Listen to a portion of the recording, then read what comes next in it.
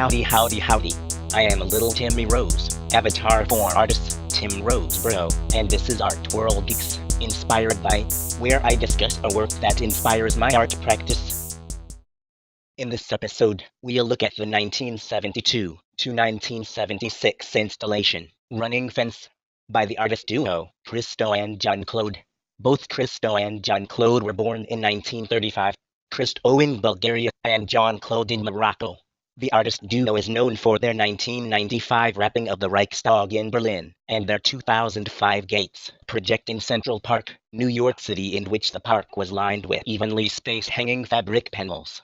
In their Running Fence project, they stretched an expanse of fabric as a fence across areas of Marin and Sonoma counties in Northern California.